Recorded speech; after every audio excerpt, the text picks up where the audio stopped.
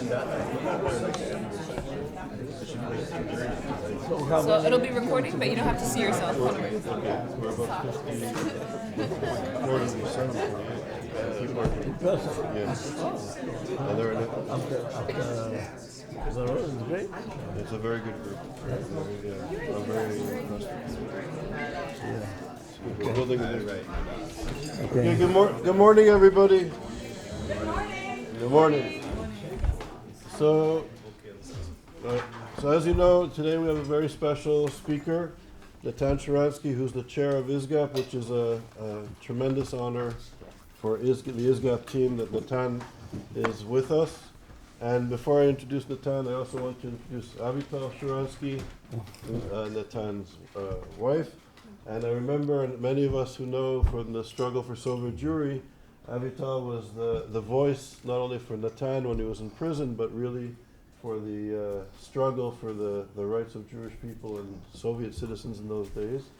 And was really a voice for defending Jewish people and Jewish culture with an amazing dignity. So we're honored that you're here. So thank you for being here too. And Larissa Ruthman, who helps to run ISGAP and ISGAP Israel and works with Natan. She's here, and Adam is here. So it's wonderful that they are here.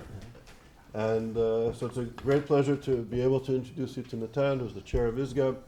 And as many of you know, was the voice for the dissident movement in the former Soviet Union and for the freedom of Jewish people and the rights of Jewish people. And he, as you know, paid for his convictions and didn't allow a tyrannical, powerful regime to change his convictions, and he served in prison and then was freed and moved to Israel, immediately moved to Israel in a very dramatic moment, not only in the life of the Sharanskys, but I think in the life of the Jewish people. And Natan went on to become a leader in Israel and served in various Israeli governments and various ministerial positions, and then was the head of the Jewish Agency. And then he stepped up to become the chair of ISGAP. So today, and Natan has written widely on many issues of Jewish people and culture, and also a very important work on anti-Semitism. And today he's going to address us on issues of anti-Semitism in the contemporary context. So Natan, the floor is yours. Thank you.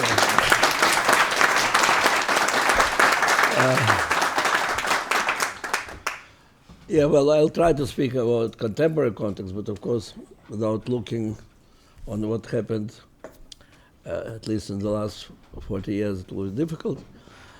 And we are speaking about anti-Semitism. We always have to remember that anti-Semitism has many faces. Usually it's changing with the changing of Jewish identity, or as people feel what is the central component of our identity, and that's where anti-Semitism usually moves.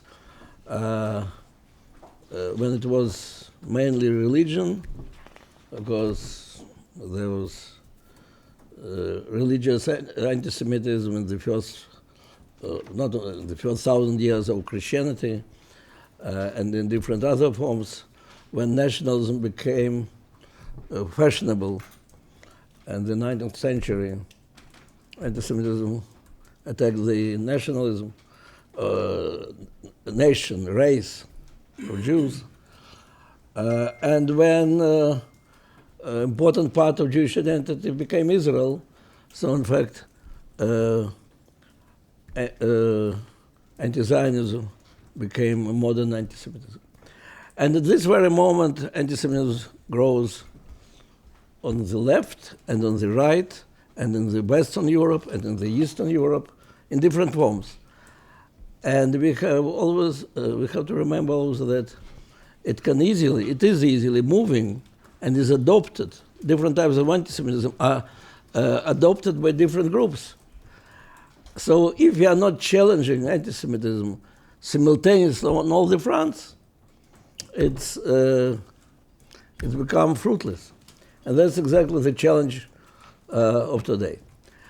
Well, let's start from a thing that happened only a few weeks ago, Milun Kotari, there is United Nations, and there is Human Rights Committee, United Nations, and this committee created the Commission of the Inquiry of the root causes of the violence between Israel and Palestinians. And it's a very special commission because it's not limited. It can work for 20 years or 50 years. And he is one of 3 members, respectable member from India. And some time ago, a few weeks ago, he was giving an interview. And there he said, practically in the same paragraph, he said 2 things.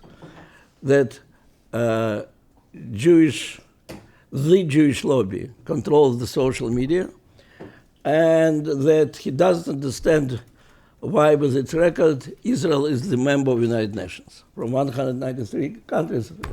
I have to say that it was immediately protested by the representatives of Britain and Germany and France and States of America, and 3 days ago he sent the letter of apology to the head of the Human Rights Committee. So, and I'm not now even going to discuss how sincere this apology, and let's give him a credit. At least he apologized. It's not really happening regularly with politicians. It doesn't happen at all with journalists sometimes. But it's not about it.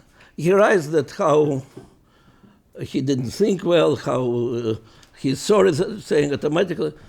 But the fact that, I think in fact, he presented by his remarks a very powerful idea, because it's very unique that in one paragraph you can say one of the oldest theories of anti-Semitism, that Jews control the world, Jews control finances, Jews control the media, and now, of course, social media.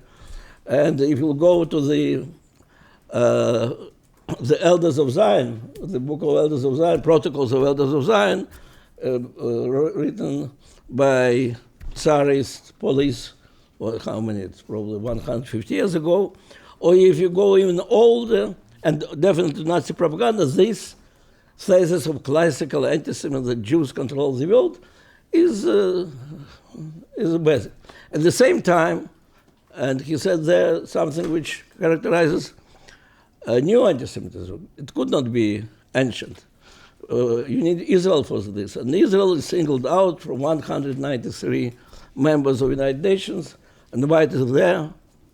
No, not China, who keeps 5 million Uyghurs in awful prison, and not Cambodia, which killed half of this population, and not Syria, and we all know what's happened and happening in Syria, and not any other country. Why Israel? So singling out Israel, it's definitely a sign of this new anti-Semitism. And he shows the connection. In fact, he said that we have the second one because it is very difficult for us to work because there is the first one. So connection between old and new anti-Semitism, connection which is so strongly denied today, is very obvious. And the fact that he said it automatically without thinking, and as he himself explains, it's only strengthens the point. Because, well, I'll give you an example from my different life. In prison, my closest friend became, and we are keeping in contact until now, Christian activist Vladimir Porush. And he was relatively young, we all were young ones, and he was rather enlightened as a Christian activist, and he was publishing some magazine, Open Christianity, and for this he was put in prison. And it was very interesting for us to talk and to become together in our fighting against KGB. But while we were telling to one another about different holidays and so on, and I was speaking with him about Seder Pesach. How to say in English, Seder Pesach? Passover Seder, yeah. He said, "Oh yeah, I know. It's you are celebrating it at the time of Last Supper, and really, if you think it's Easter and Passover, and you're drinking red wine because of the blood of Christ."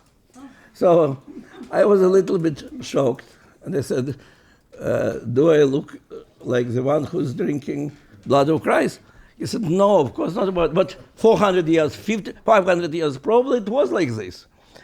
And then I said, do you know that Seder Pesach probably is 1,000 years older than Last Supper? Simply. So for 1,000 years, we people didn't know that there is Christ. They were drinking red wine. So I want to say that was the beginning of conversation. In the end, of course,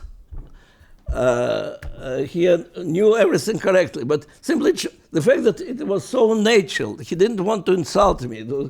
It only shows how deep were the prejudices. And the same here, the fact that he said it, if you read or even watch him, he said it very naturally without thinking about it, and he is Indian human rights activist. So it simply shows how this connection between all the theories about Jewish power and today's choosing Israel for the world, how it's naturally connected.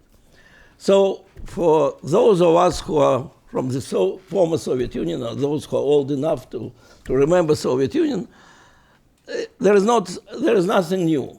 In Soviet Union, I was born in 1948, so I grew as a boy in the 50s. That was the biggest and last campaign of Stalin, and then after he died, others, against Jewish culture, Jewish intelligentsia, when all the Jewish poets and Jewish theater were simply shot dead. And when the Jews were fired, that was the beginning of strong discrimination of Jews.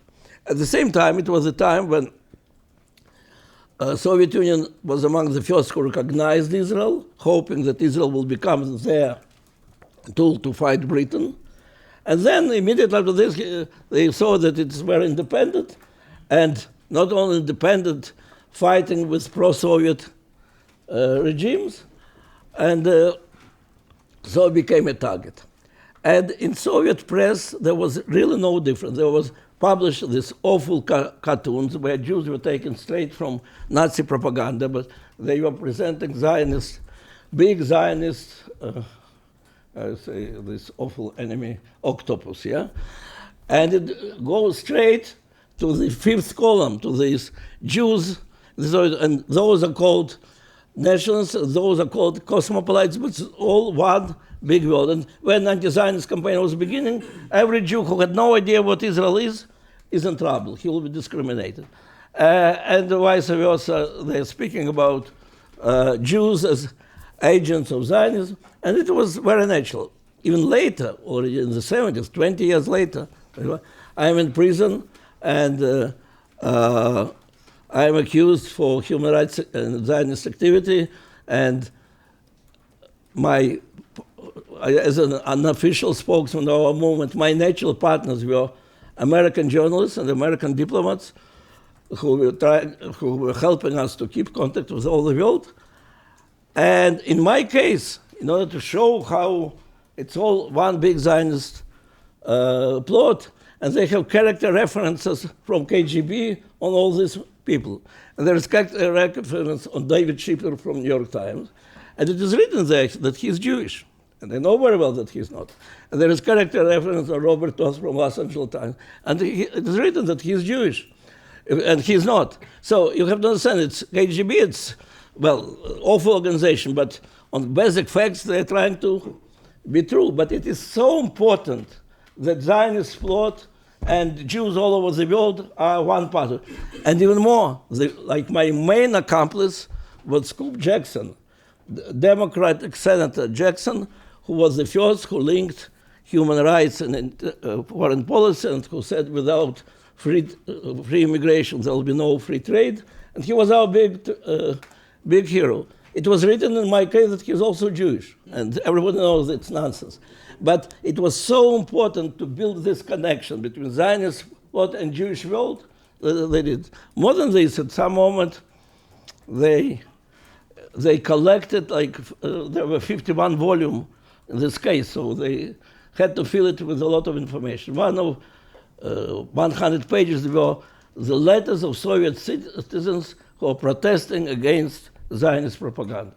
And they put these letters in the case. And during the court, I said, what better proof we need that there is anti-Semitism in the Soviet Union? Because all these letters were about how Jews are controlling the world, how Jews are destroying us from inside, and how Jews are loyal to Israel. So you see the voice of people that Zionism and Jews are the same, and anti-Zionism and anti-Semitism, it goes together. So when you're coming from the Soviet Union, you understand automatically, those are the same. And you understand why, because dictators always need external enemy in order to mobilize people to the fight, because people depend from them. And they need an internal enemy in order to have strong repression inside the country. These are the two tools of dictators. It's mobilizing people against external enemy and repressing people because of internal enemy. And so Jews were ideal. They are at the same time, they are internal and external enemies. So you don't need to have too many. You have how to say, 2 for 1 price. Yeah, that's what you have. Yeah, no, 1 for 2, no, whatever. You'll finish the comparison. So now I'm coming to the free world, and of course, if it is connected with dictators, so thanks God, I'm now in free world, enjoy and so on. And then the time when I'm already in the government, and one of the topics that I was responsible was also relations with the Jewish diaspora and fight against anti-Semitism. And in 2000, there is Durban Conference, which for a few years was prepared by United Nations and the first conference against global racism. And there are so many topics which have to be addressed. Racism is a really awful crime, and we have to overcome it. And then it turned only in one topic. It's the crimes of Israel against Palestinians. And it was very sad for me because, well, in 1975, there was a resolution in the United Nations that Zionism is racism. And I was in Moscow, but at least at that moment, all the free world was against it. It is the Soviet Union and allies and some fascist regimes in the Third World, they were those who were for this. This time, so many leaders in the free world, in one or another way, directly or indirectly, supported the agenda. And then we have, almost immediately after this, we have so-called Second Intifada, when every month hundreds and hundreds of Israelis are killed because of suicide bombing. And I'm in the government, and we have to take some very dramatic decisions, especially after one Seder Pesach, 30 people at the table of Seder Pesach were killed, and that month 150 people were killed. So no country can stand against this. So we decided to send troops in those centers from which terrorists are coming, and Jenin was the center. And then all the night was debate, and it was decided unanimous, and it was unity government, so they were from all the sides. And it was decided that when we go there, we are not using tanks, we are not using aviation, we go house to house. And we are accused for this, because it means that our soldiers will be killed because we don't want more victims. And then there was a battle in Jenin, and we are accused that that's the worst massacre after the Second World War. In this battle, 43 Palestinians were killed, 23 of them were terrorists, and 20 from this population, 26 Israeli soldiers were killed. So we were accused by Israelis, by many Israelis, that 26 soldiers were killed because you didn't want to use a more powerful weapon. And after all, what is the proportion of killing? You kill 23 terrorists, you kill 20 civilians, and 26 of our people. At the same time, and Palestinians say that there were thousands buried alive and so on. Of course, like a week after this, not a one was, and so on. It's clearly a lie. And suddenly you see what starts all over in the free world, not among the terrorists, and how we are accused before even checking anything, in all awful things. And then there is, and I know I wasn't the government, I wasn't this decision, so it's not that I was in prison hoping that something is different. And here I see the cartoon which is published in Independent, and cartoon is Ariel Sharon eating Palestinian kids, the blood is dropping from his mouth, and he says, what's the problem? You didn't see politicians kissing kids? And Ariel Sharon is that straight from those awful cartoons of Soviet times, which is straight from the Sturmer, or whatever it was the name. So I say that is anti-Semitism, so obviously connected. So, and I speak to the cartoonist in Britain. I came to Britain, I speak to the, he says, what an nonsense. I disagree, maybe you agree, but I disagree with the policy of Israeli government, and that's how I express it. Then British Union of Journalists give to this the best cartoon of the year and some special prize. And they say it's legitimate criticism of Israel. And then European Union gives it the best cartoon of the year in Europe. Then comes the Nobel Prize winner in literature, Samarango, I think, from, yeah. And he says on the press conference, I was in Palestinian refugee camp, that is Auschwitz of today. You have to understand, I was a number of times in Palestinian refugee camp. I think it's a real disgrace that fifth generation of Palestinians lives in refugee camps. And we can argue who has to be blamed, why it is, and there is a whole story there behind it. But even the worst Palestinian camp that I was cannot be compared to Soweto, and I was independent national observer at the election in Soweto. Nothing to compare with Auschwitz. What it has to do with Auschwitz? And again, when I speak about it, that's criticism of Israel, what you want. And so on and so on, and there were many other examples. That's when I said that we do need to find the way how to separate between legitimate criticism of Israel, even illegitimate. What is criticism of Israel? Israel should be open to criticism as everybody in free world. And clear anti-Semitism, clear connection between this criticism of Israel and classical anti-Semitism. And that's how this 3D were born.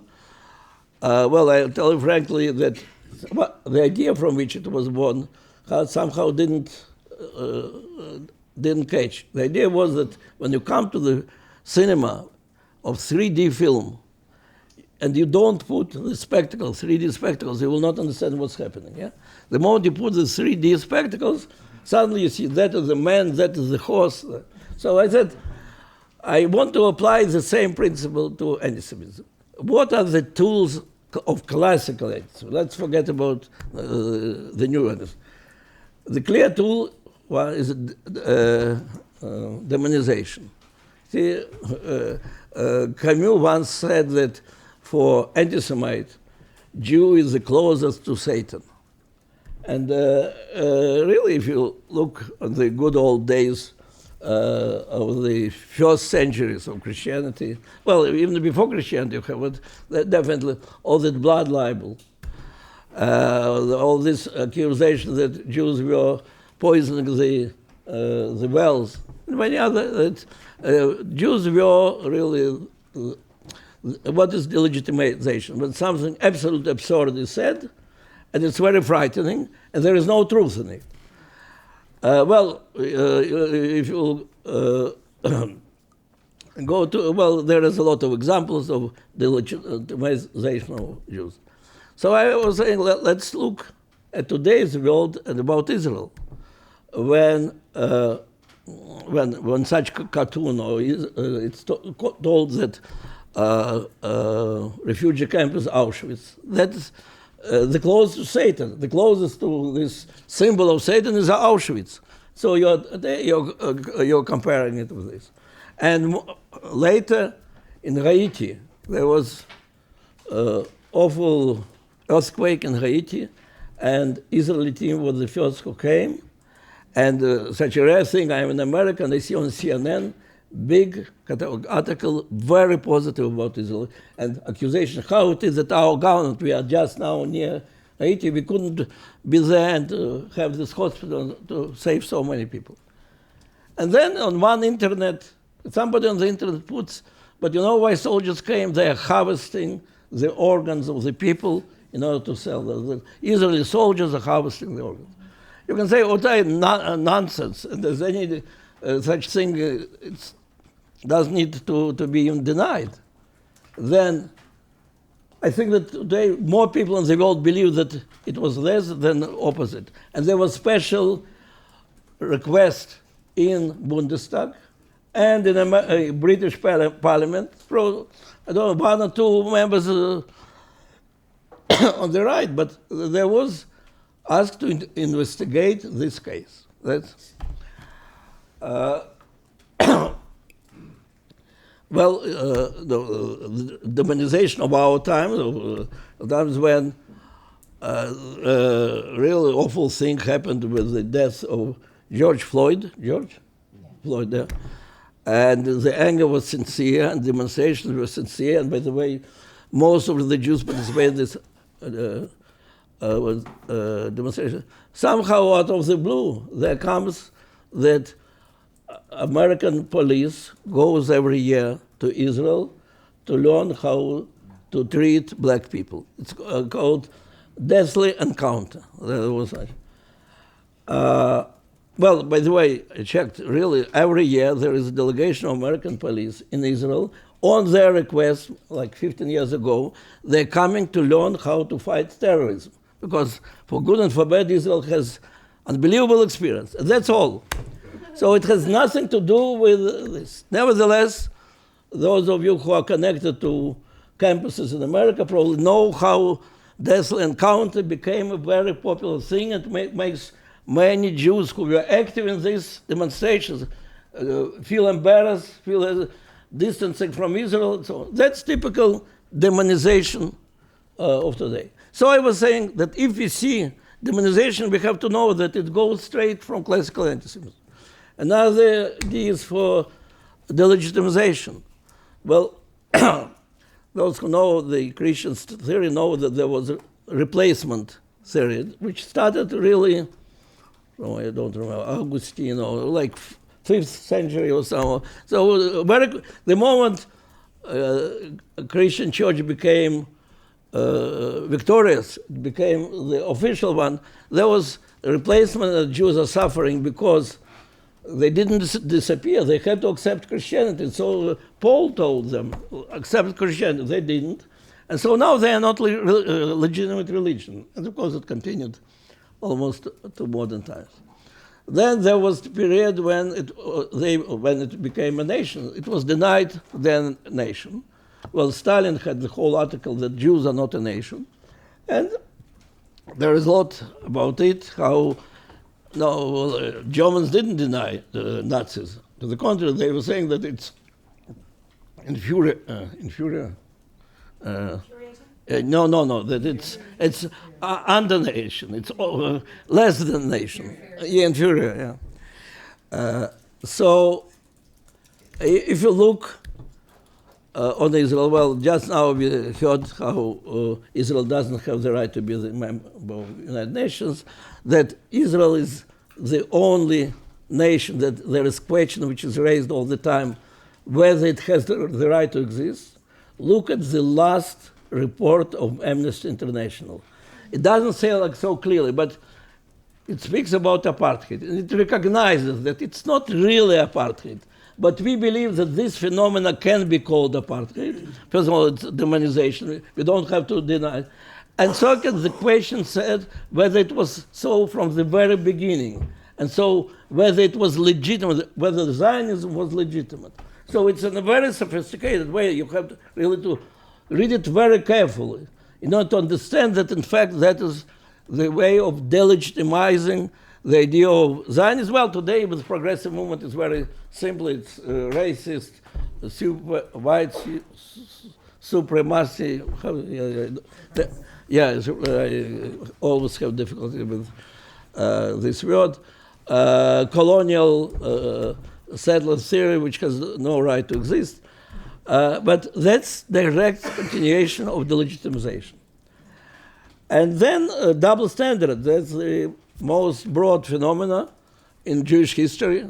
We were judged by double standard. We were the only who were expelled practically every country in Europe, or every count in Germany has its own history, how for 50 years only Jews were expelled, then they were permitted. And of course, I have at home the laws of 300 years of Tsars Romanov.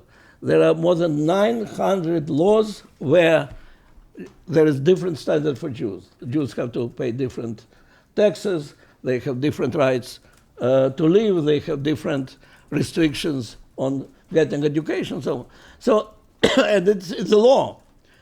Well, in the Soviet Union it wasn't the law, but everybody knew if it is written in your ID, Jew, you're judged by very different standards when you go and to work and to study.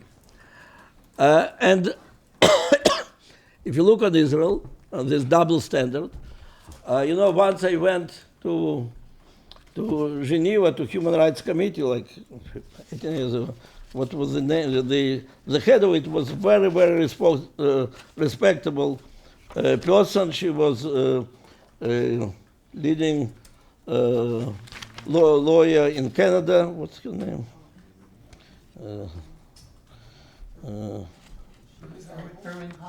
No, you don't call her here. No, she. Louis Arbor. Yeah, Louis Arbor. Yeah.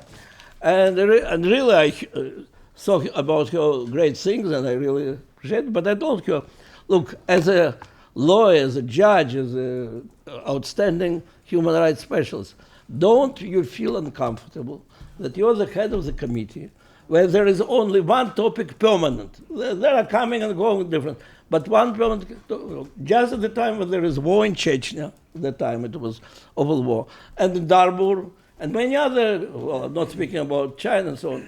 And that is the only question. So, and she said, you are absolutely right. Listen, she said, but what can I do? I'm not the one who is defining. And there is agreement between Russia and the Arab countries that Chechnya is not brought and Darfur is not brought. And there is agreement between this. And she gave me the map of agreements between different countries not to bring practically any serious conflict. And about Israel, there is no agreement. And I said, even if it is very logical, but I read the conference, press conference, conversation between the Minister of Education of Russian Tsar in 1916, the time of war, with a group of the most distinguished Jews who came that they will make huge donation to Russian army, huge, unbelievable, more than the capital of Russia. But they asked for this to cancel restrictions on Jews. And he was explaining in a very logical way, by the way, why he cannot do it in the interest of Russian people. And I said, but it doesn't mean anything different that there is double standard for Jews and non-Jews. What you're explaining is very logical, but it means that for Israel it's another standard. If the only country that they can agree to bring it to the agenda, it means that Israel is judged by very different standard. And of course, we have a lot of examples of this until this day. Very tragic and sad story. Shirin Abu Akleh, just recently, 2 months ago, Al Jazeera correspondent in Israel was killed in the crossfire. And you have to understand that in the last time, 12 Israeli citizens were killed by terrorists who came in the centers of 4 different cities and started shooting. And these terrorists, well, they were all killed. But in the meantime, there was an investigation. All those who sent them were in Jenin. And after our intelligence found out, they went to arrest them. At this time, there was cross-fighting. And Al Al Jazeera journalist was killed in this crossfighting. And Israel in the end is accused in deliberately killing it. And you know how many journalists were killed in the last 30 years? Until 2,658. Including recently Fox journalist in Ukraine. And the whole day Fox was speaking about it, one day. About all the others, even less. There was no investigations. Here, all the leading New York Times and the Washington Post organizing special investigation. Then Secretary of State Blinken says, yes, we have no choice, we'll have to make investigation. And Atlantic magazine and are comparing it with the killing of Khashoggi and Daniel Pearl. I don't have to remind you how was killed Daniel Pearl in the front of the camera, and then his body cut in 10 pieces, and how Khashoggi was killed in Turkey's embassy, and leading liberal journalists are doing it. And if you look at the fight of these 2,658, by the way, it's Mike Lauren got all this information, not me. So it's clear it's different standard. So then, how much time I have, by the way? 10 minutes enough here. Okay, no, I want to, okay. So,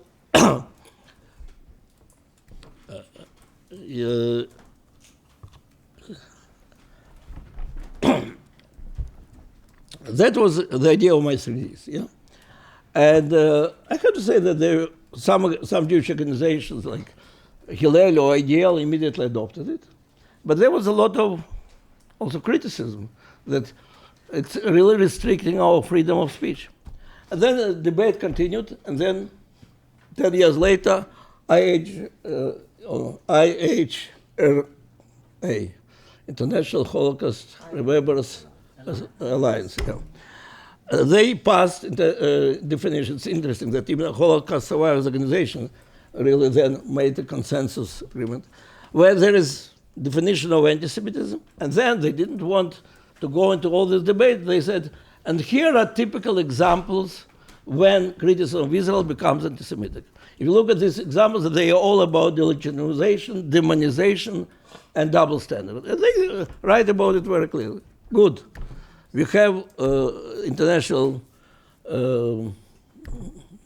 definition.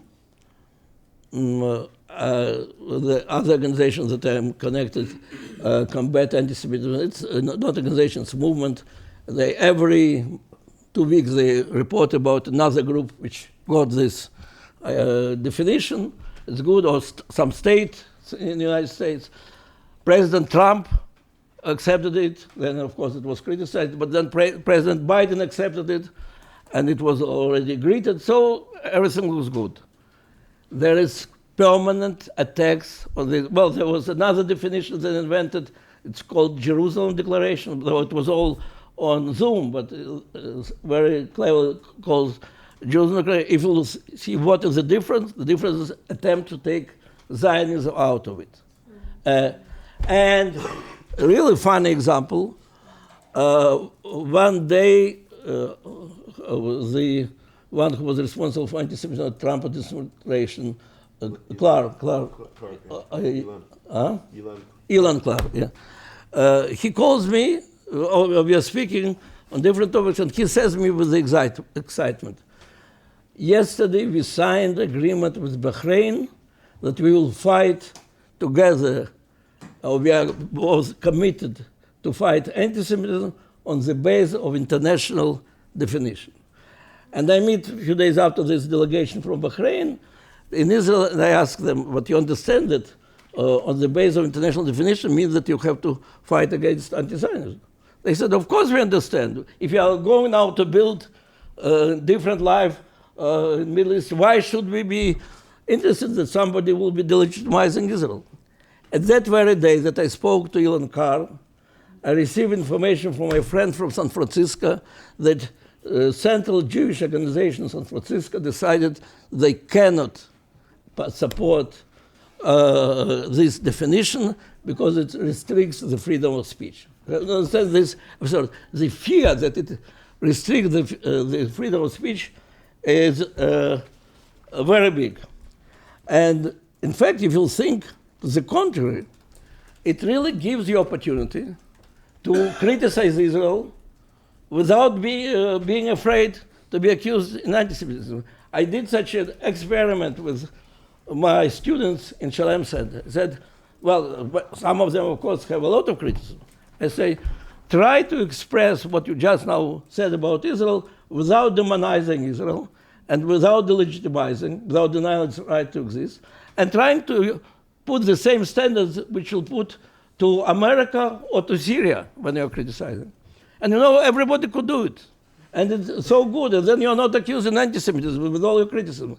So it's such a hypocrisy to say that that's what restricts the freedom of speech. Now, if you go to today's world, it's even more difficult. Why? Because, as I said at the beginning, anti-Semitism is growing on both sides.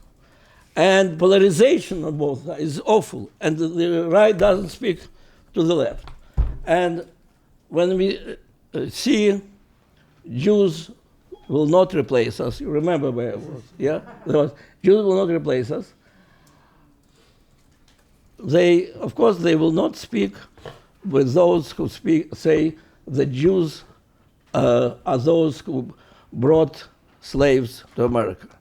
And you will think it's almost the same slogan, yeah? But that is extreme right and that's extreme left. And those say that slavery existed because of Jews, they were merchants, and they are saying the Jews are those who are now bringing all these Mexicans here and depriving us jobs.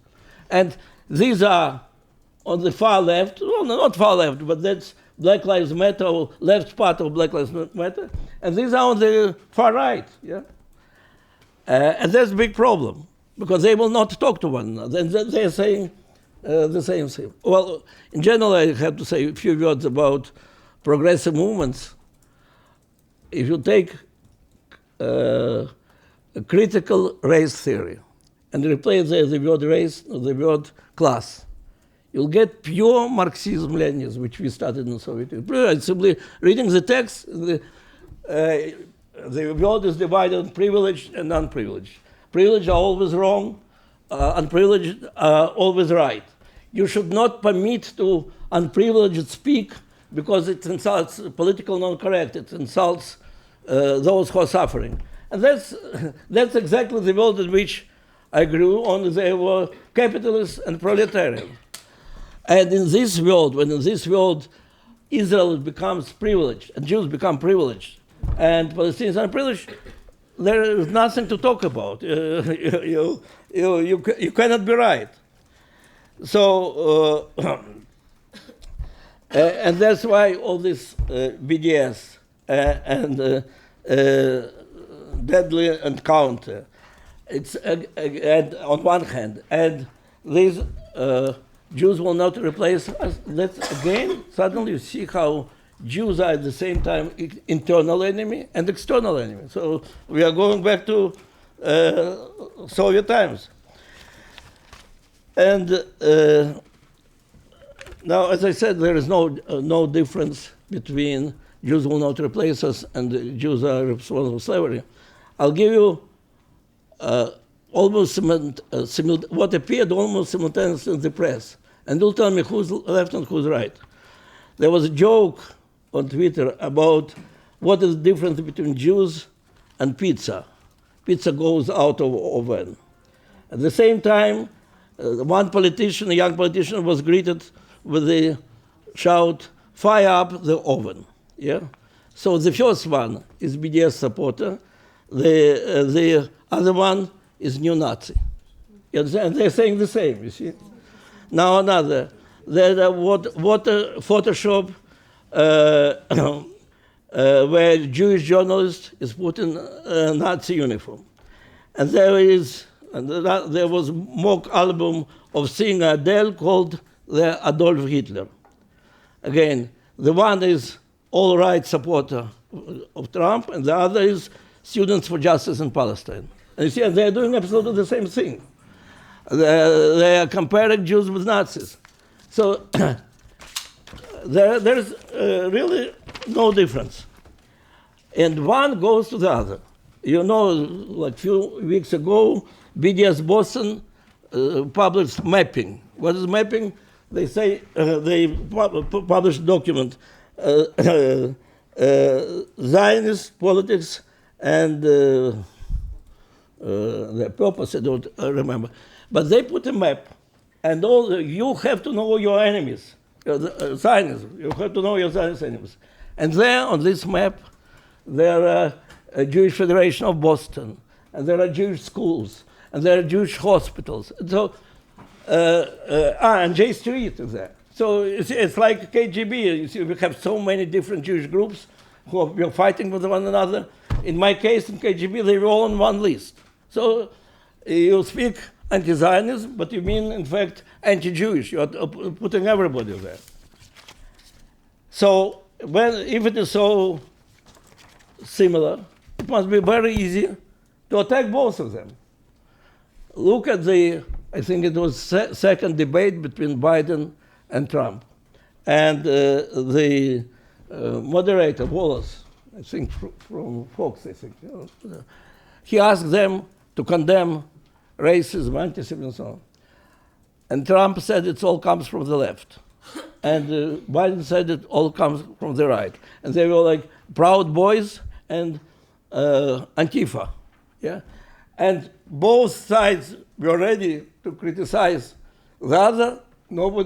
Trump was pushed. So Proud Boys, what you can say to Proud Boys? Jonas was pushing him. And he said, Proud Boys, stand aside. That was maximum he was ready to say. And Biden said, Antifa, its own idea, what we were talking about. All the racism is from the right. So if it is the leaders, politicians, are not ready to criticize anti-Semitism in their camp and racism. So on the lower level, I saw it all the time, heard it practically for every comparison which I made between left and right, I heard immediately, on the left I heard, how you can justify or compare us with those killers who go in Pittsburgh and other places and are killing people. And what? The left is killing people. And those on the right are saying, how you can compare these lonely wolves who are there, nobody supports them, and BDS movement and all this organizers, all the money is there. So instead of being so angry, it's so easy to agree that after all, we have the same enemy, the same prejudice in different camps. Let's fight them together. And it's not happening. It's dividing Jewish world, it's dividing political world. Everybody is ready to fight anti-Semitism in the camp of our opponents. And as you understand, it gives nothing. Why should supporters of Trump be concerned that Biden supporters are criticizing them, and vice versa? So the idea is to attack on all the fronts. And that's why it is so important, this seminar, where we are really trying, or Charles, and call it to Charles, he's doing it for many years already. And by the way, I agreed to be the chairman of ISGAP when I came first to such seminar, and I saw how important it is. That we have to see all the phases of anti-Semitism, and then we have to bring it into academia. If you cannot bring it to our presidents, at least in academia, that students will hear and understand. Thank you.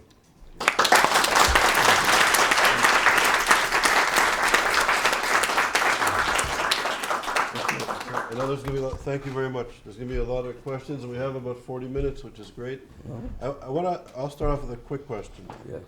So, when there's the struggle to free Soviet Jewry, it really galvanized the Jewish community in the world, in North America, the Americas, Europe, Israel. Everybody was, I guess, united, fighting for the freedom of Soviet Jews, and we helped to fight the anti-Semitism in the former Soviet Union. And there's an irony, every generation they rise up against the Jewish people, and now we fast forward a generation, and you and other people who were in the former Soviet Union are now helping us to fight anti-Semitism in the West. which is, in a very short period of history, things seem to be flipping.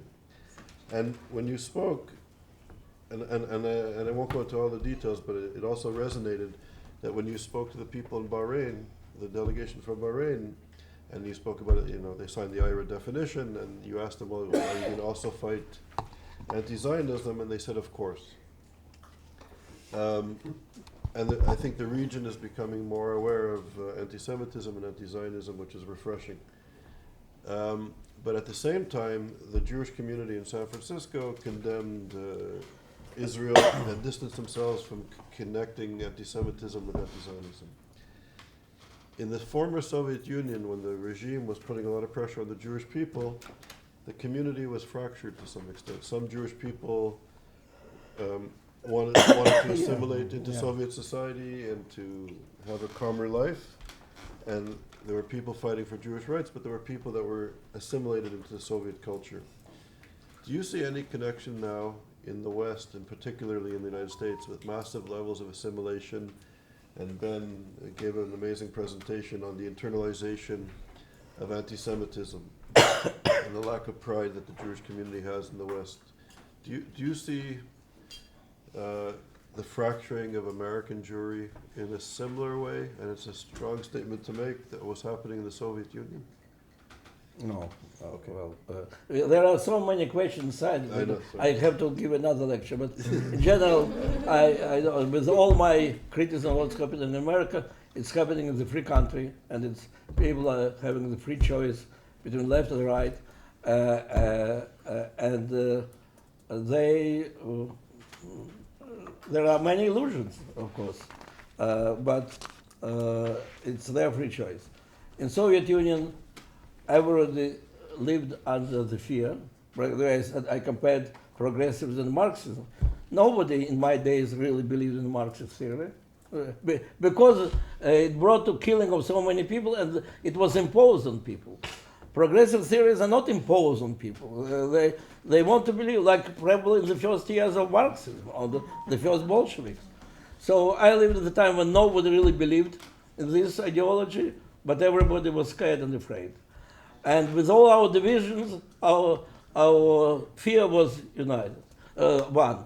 And we had many different Jewish organizations in America, split between themselves, who didn't trust one another, who felt that the other is betraying the cause.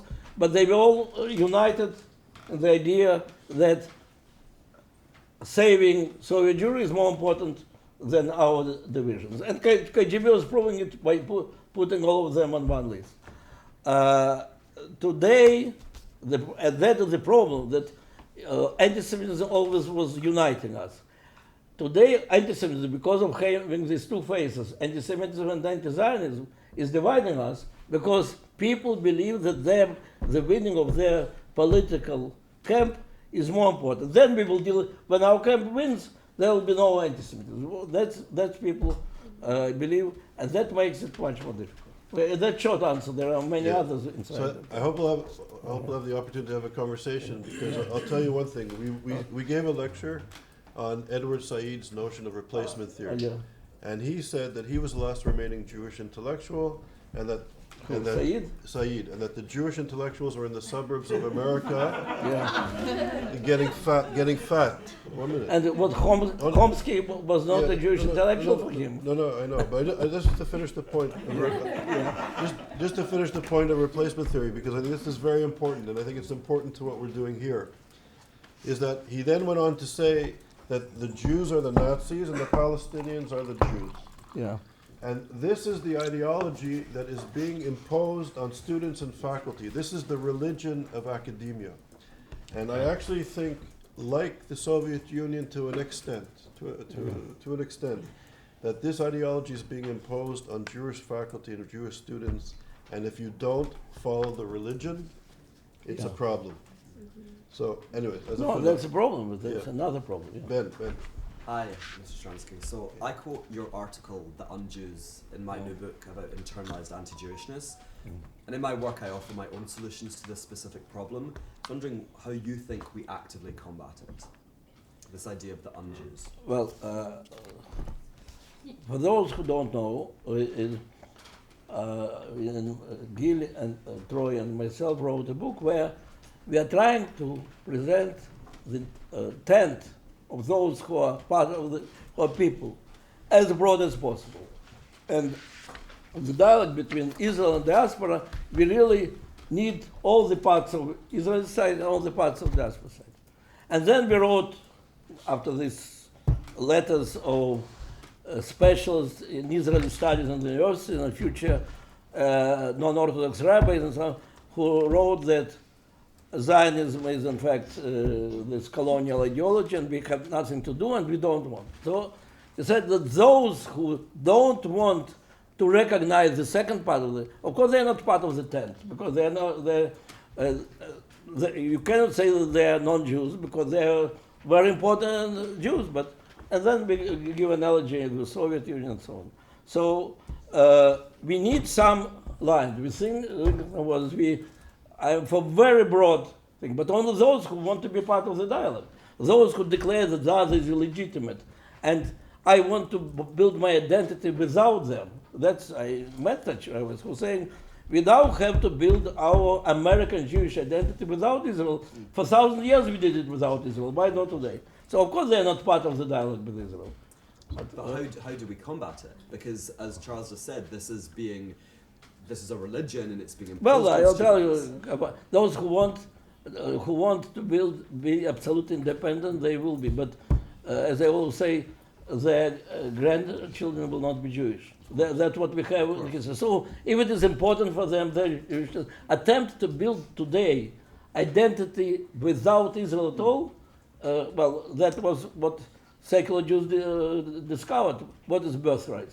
Two secular Jews discovered that they cannot keep their kids Jewish if they are not bringing them to Israel at least for 10 days. That's how all this happened. So, but if a person says, I really don't care, I'm not part of this so-called Jewish civilization, then you cannot confront him. He simply goes the other way, and he is not part of the tent. But because, in fact, many of these people are doing it without thinking, and they do care, they want to stay in the tent, that's how you challenge it. But look, after all, I'm the old guy. You are young. I always said to Shlichim and Jewish Agency, we cannot influence. Only you can, because it's people of your age. So you have to tell me how to influence. Yeah. Okay. Thank you. Avital and then Amy. Avital.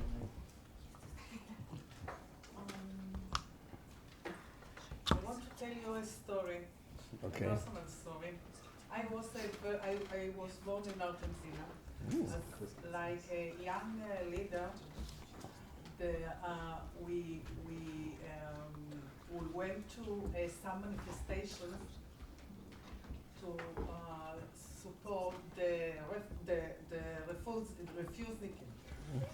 So let my people go. At all, we were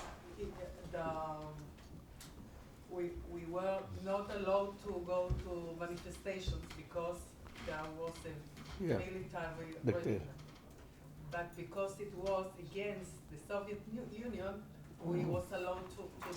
So I really grew up about your story, your symbol.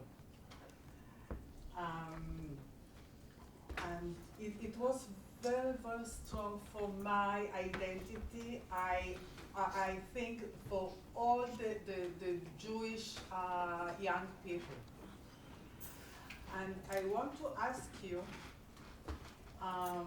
if you don't think that now young Jewish people need a symbol to increase their identity. And I want to tell you another thing. You have the best present that a man can have. Okay. It's Avital. Yeah.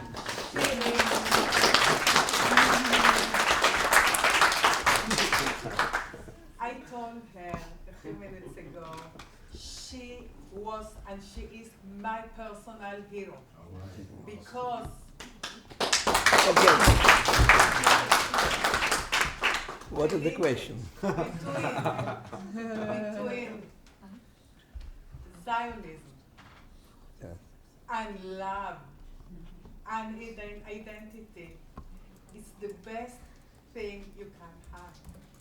I agree with you fully. What is the question? I ask you about the symbol, the needed of the symbol. Look, again, symbols, modern symbols have to be created by younger people. But I really believe that that's big way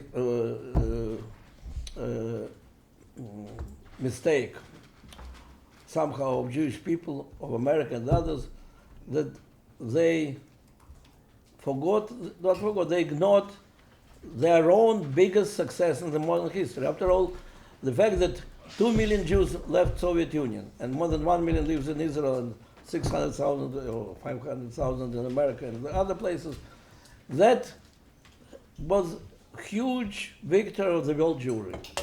And I'm always asking when people come to me and say, well, can you tell to our grandchildren the story? I say, but do your grandchildren know your story? You were the one who was marching and you were coming to Moscow and was hiding in your underwear the documents, our letter to Senator Jackson. So, and your grandchildren know nothing about it.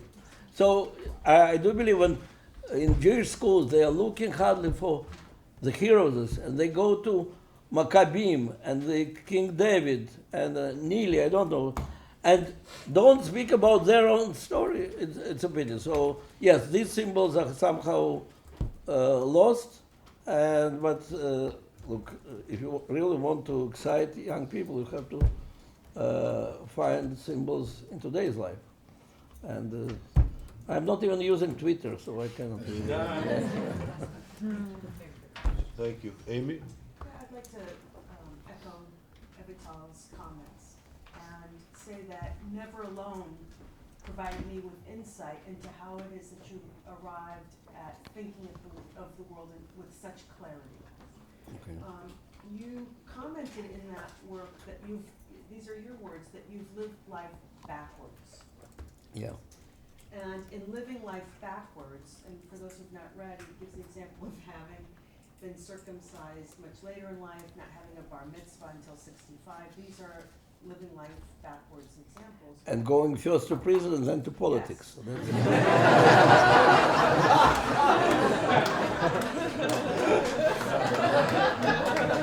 Yes. My question for you is that in living life backwards in an age that I find so regressive, if you could provide us insight, if you dare, into the future, aside from saying that things will get worse, because the clarity that you offer provides us, I think, insights in how to fight back. You specifically also mentioned how you've changed your perspective over time. And I'm wondering if there's one big shift in your consciousness that you would like to share with us about how we might shift our own perspectives about what's in front of us right now. Well, I believe that my most important insight, which only was becoming more and more strong with time, is that people have two basic, very deep desires. The desire to be independent, that nobody will tell me what to think. My daughter in the age of 4 said, "You will not tell me what to do." And that's very normal for the feeling of the people that they want to have independent thinking. And so freedom of choice is a very important desire. And the second one is desire to belong to something bigger than you, which is almost opposite desires, to be individual and to belong to something. And the problem that in the world that we lived, and especially today we live, these two desires are turning us apart. Really. And you can see this all postmodernism in Europe, and now, and on the other hand, the dictatorship in the third world, and all extreme nationalism, which is fighting against desire people to be free, or to the contrary, extreme freedom without borders, and to live the life where there is nothing to die for. So the full life, the real feeling that you have full life is only when these two things are connected together.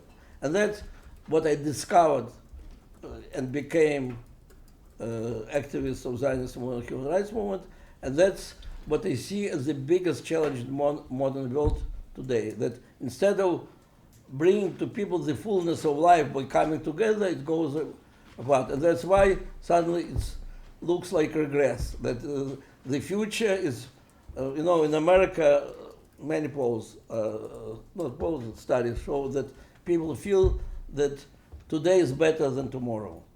Yeah? If you look in Israel, like 70% say that in America that today is better than tomorrow. In Israel, 70% say that tomorrow will be better than today. And you know why? Because Israel, with all, is Jewish democratic state. They are working very hard to be part of the free world and to be Jewish state. And some European leaders are saying, only because you insist to be Jewish, that's why we have all the problems. And on the other hand, they are part of the Middle East, we have no choice, and we insist to be a democratic state, but of course it's against tradition. But that's what gives this feeling of fullness of life. And that's why Israel, by the way, not only Jews, but Arabs, are so optimistic. And that's why, by the way, they are bringing more children to the world than any free society today in the world. It's very closely connected to this optimism. And I believe the reason for this optimism is that somehow, in spite of all the difficulties, we're trying to keep these two deep desires together, while unfortunately, the world continues to look how to sacrifice one for the sake of the other. Okay? Thank you. Tyrone, and then Gabi. Okay.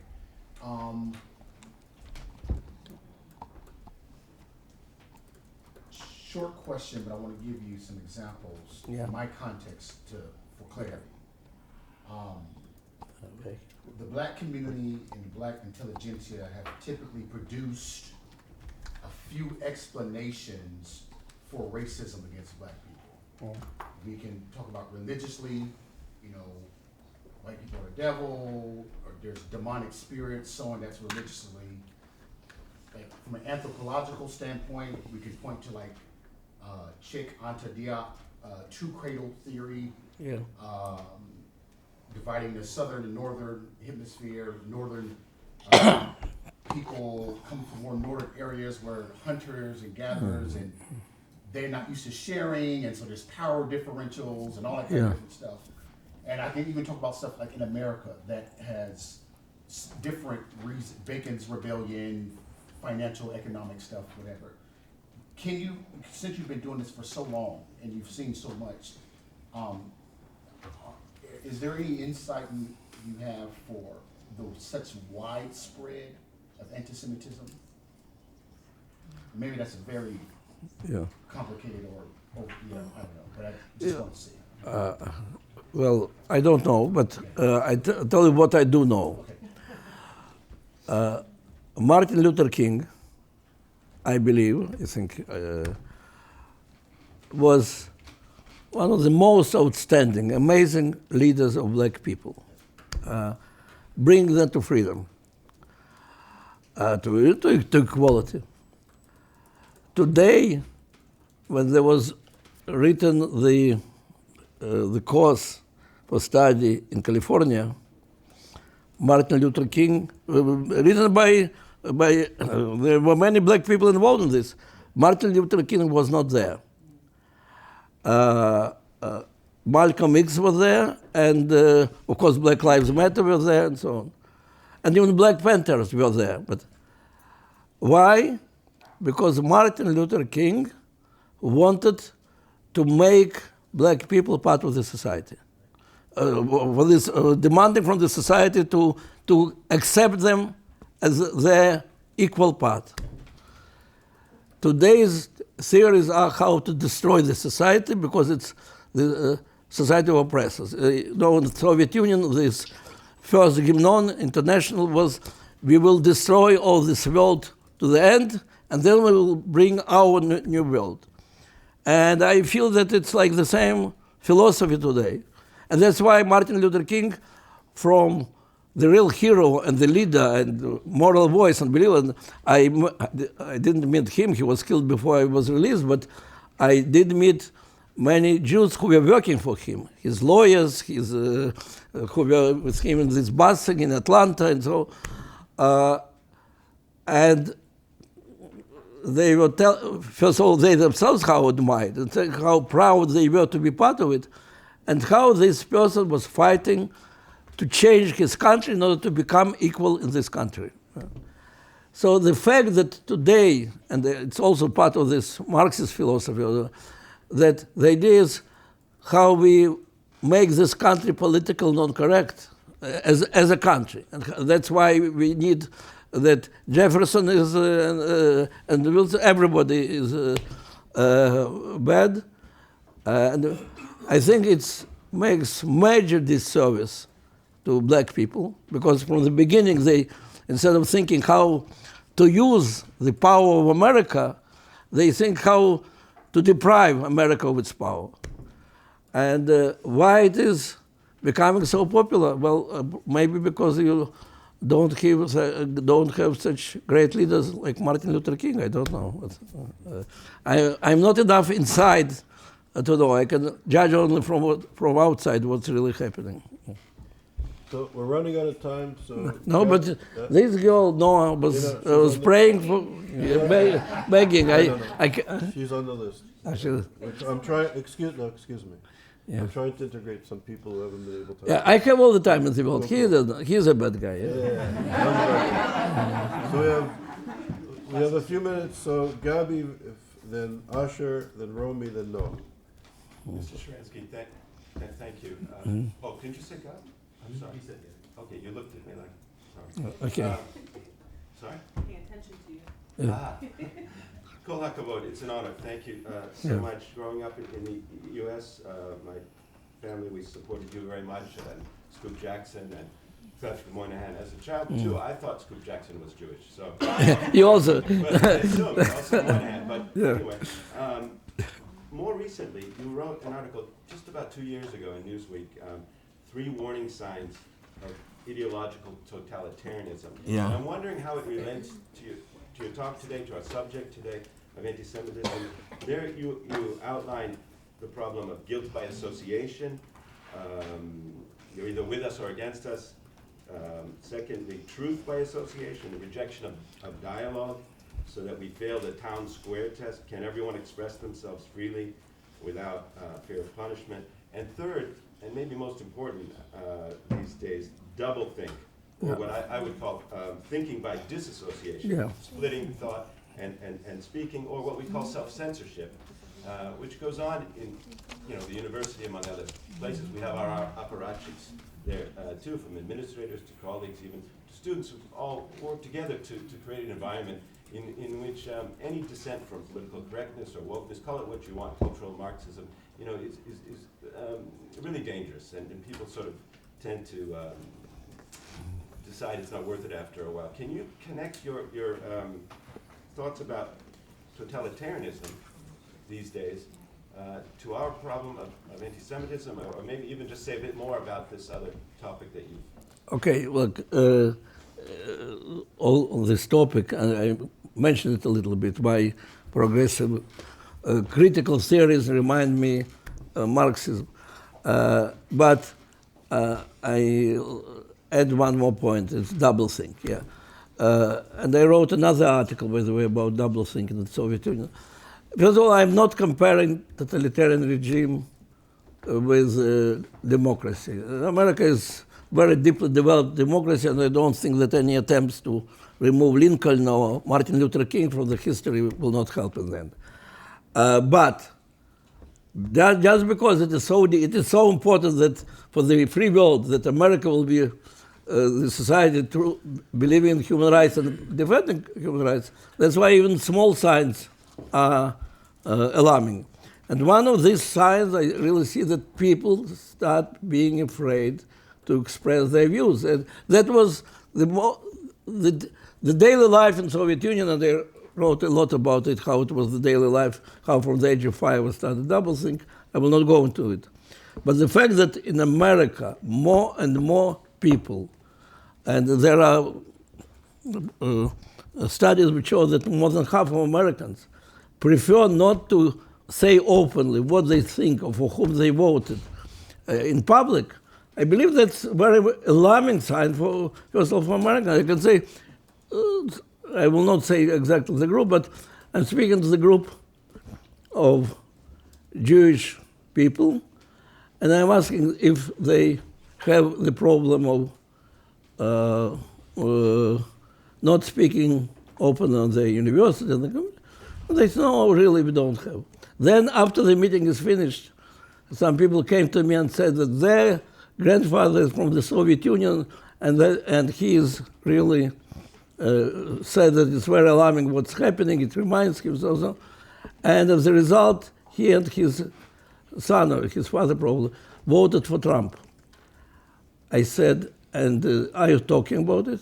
He said, no, this group, I will never say it. In this group that just now spoke how freely they feel, I will never say it publicly, because it will change all the life of my family for much worse in my community. So that's a simple example, but that's what's happening everywhere. And I think if you are against Trump, you should make sure that people who voted for Trump will not feel any need to not to speak publicly, and vice versa, of course. And the very fact that I don't remember that when American Jews were coming to us in Moscow, that they had any problem to speak about their views, even if these views were very much against the mainstream.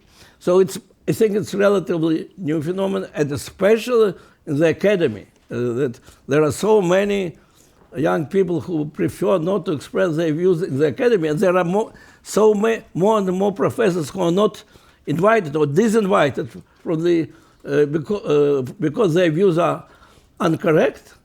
I think it's a very alarming sign. Okay. So Asher, very concisely. Yeah, so and this, you talk about freedom of speech. I'm interested in asking about academic freedom of speech. There might be overlap. If there's any redundancy, then we can totally move on. But thank you so much for being here. Absolutely unbelievable to meet authors in person. It's always an unbelievable experience. So I go to UNC Chapel Hill, North Carolina College, and there's this incident where an anti-Zionist professor was teaching a class, and the Israeli government got involved. I don't know if you heard about it. They sent a minister over. It was a whole little controversy. But anyway, my professors supported this as a pillar of freedom of speech. This person was finally speaking out against Israel.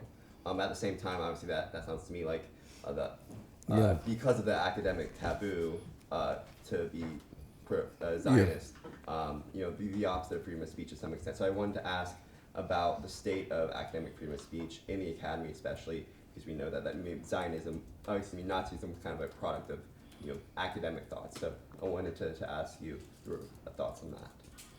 Well, but I think I already answered.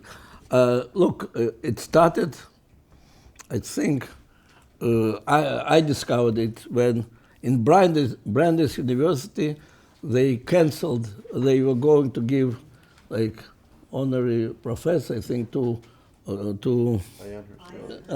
there.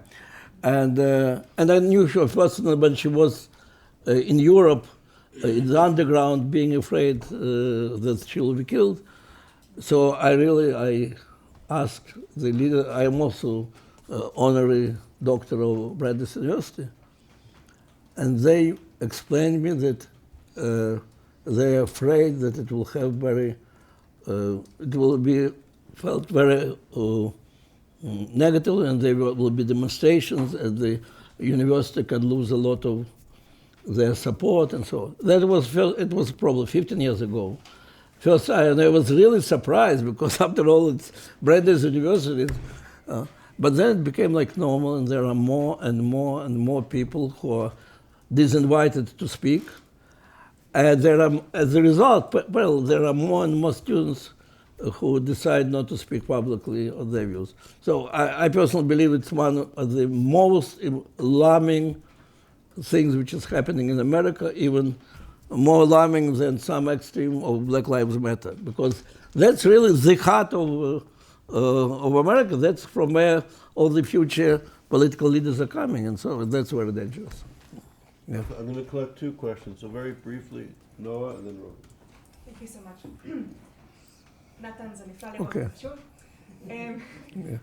Last time when we met in Jerusalem, we talked a lot about Jewish identity and our position. Yeah. And I would like to use this opportunity to ask you, please, something a bit more practical.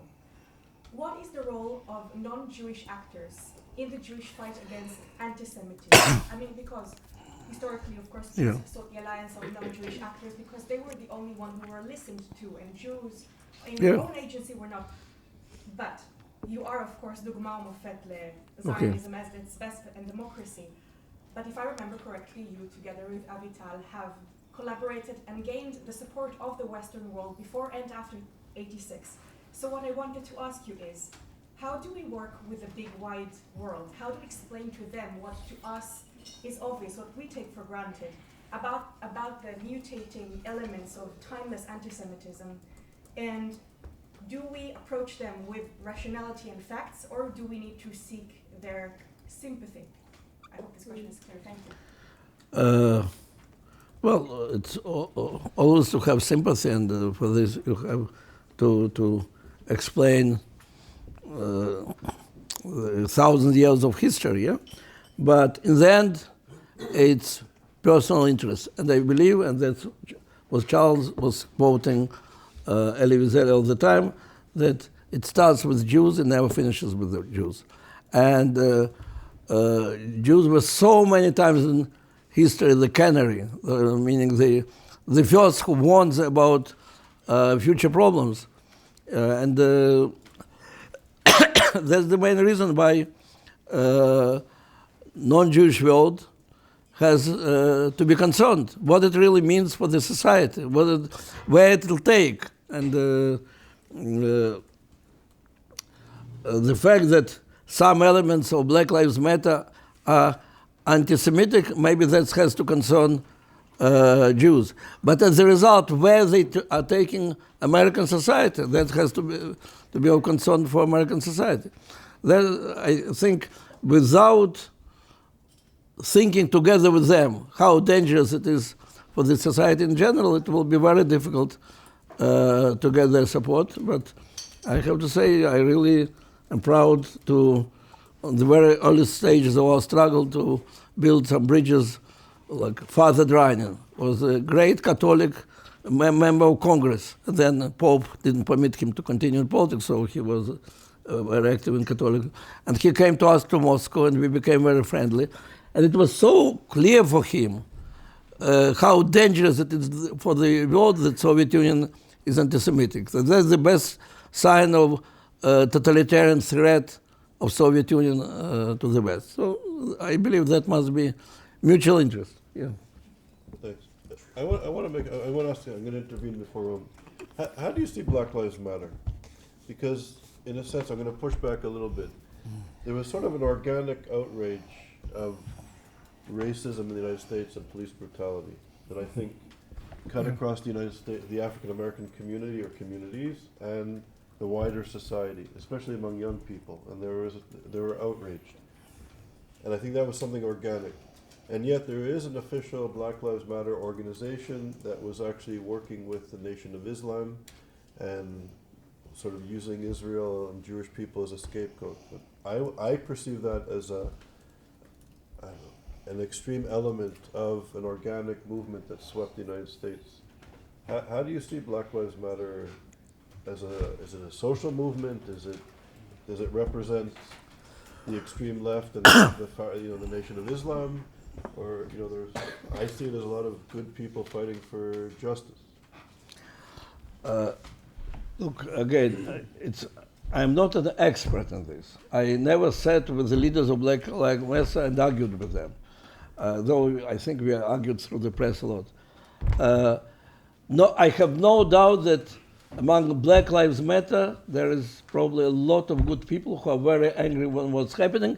Exactly, there are many very good Jews whom I know personally who felt themselves obliged to go and to participate in the demonstration of Black Lives Matter. But at the same time, it's enough to compare what such thing as George Floyd, what Martin Luther King would have been doing, and his reaction on segregation of the buses, and how he was doing, and how his fight brought to the Civil Act, what is it, 1964, and what is the leaders of Black Lives Matter doing with the death of George Floyd, in order to understand. And as a result, they came to this Deathly Encounter series and all the other series, which are bringing a lot of hatred against America. And that is the difference. Also, as a footnote, I remember also during the time of the murder of George Floyd, ISGAP, with you and I and Dennis, signed a letter. We actually closed for 2 days as a form of protest against what was happening. So ISGAP actually closed its offices for 2 days. Yeah. Okay, Romy, we're over time, so very quick. Natan, it's a real honor to listen to you today. I wanted to ask you more about the situation in Russia and Ukraine. I know it's a sensitive issue, but with Sergei Lavrov calling Zelensky and Ukrainians Nazis, and also the situation for Russian Jewry today, the issue with the Jewish agency and that. Well, look, that's the whole big topic. I know. I want to tell, it's very difficult for Jews to believe that there can be a major conflict and it's not about Jews. But I have to say, the attempts to accuse Ukraine in anti-Semitism are absolute nonsense, but also the attempts to accuse Putin in anti-Semitism is also nonsense. It's about Putin, who decided that he is big enough and great enough to continue the line from Peter the Great to Stalin and to restore Soviet empire. And as a result, it's absolutely barbaric aggression against Ukraine. But no doubt, by the way, at the same time, it's a lot of repression inside the country. In a few months, Russia went back practically in every aspect to old Soviet Union, freedom of speech, freedom of organization, and so on, except from one, freedom of immigration. It still exists. And no doubt, society will become more anti-Semitic because it's much less liberal and democratic, and so it will come.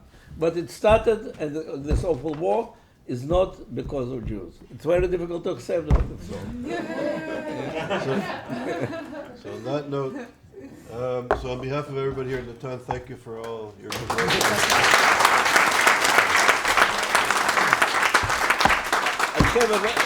I wish you to have a very good seminar and then to write a good curriculum. So please come back at 11:30 sharp because we have 2 excellent speakers for the next session.